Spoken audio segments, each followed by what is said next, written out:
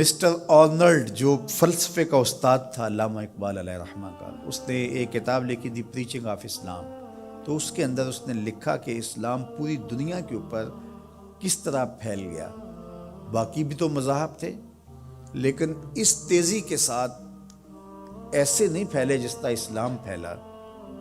تو اس نے کہا کہ من جملہ وجوہات اور ذرائع میں سے ایک ذریعہ اسلام کے پھیلنے کا یہ ہے کہ اسلام میں سے ہر شخص کو یہ حق دیا گیا ہے کہ وہ دین کی تبلیغ کرے اور نیکی کا حکم دے اور برائی سے منع کرے. باقی مذاہب میں ایسا نہیں ہے.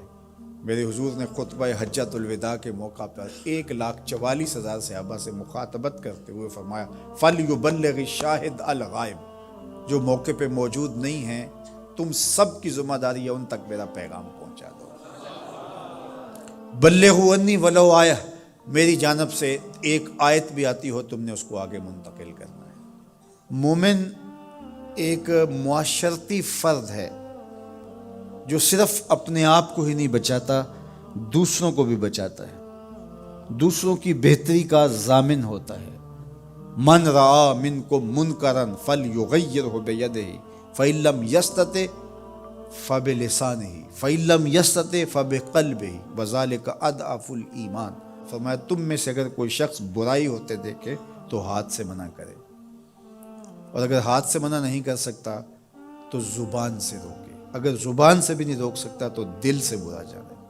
وذالک اضعف الایمان، اور یہ کمزور ترین ایمان کی علامت ہے کہ وہ دل سے برا جانے. اسے کم از کم زبان سے منع کرنا چاہیے، کوشش تو ہو کہ ہاتھ سے منع کرے. لیکن آج کل وہ کہتے ہیں جی اب کسی کو کہنے کا زمانہ نہیں رہا. کسی حد تک یہ بات سمجھ میں آتی بھی ہے کہ آج کسی کو اگر کہیں تو وہ الٹا ناراض ہو جاتا ہے، بلکہ کسی کی اولاد کو کوئی تربیتی بات کہیں تو والدین آگے کہتے ہیں کہ تمہیں کس نے حق دیا ہے. تو یہ بات اپنی جگہ پہ ہے، لیکن کیا ہم اس سے کسی کو کہنا چھوڑ دیں گے؟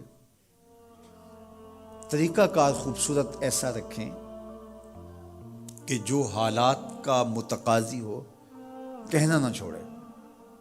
بعض کہتے ہیں کہ جی سانو کی لگے اپنے گھر میں کوئی چھاج بجائے یا چل لیں. یہ دور نہیں رہا، زمانہ نہیں رہا کسی کو کہنے کا. اگر اس فلسفے کو تسلیم کر لیا جائے اور یہ طے کر لیا جائے کہ ٹھیک ہے، تو پھر برائی سے منع کون کرے گا اور نیکی کا حکم کون دے گا؟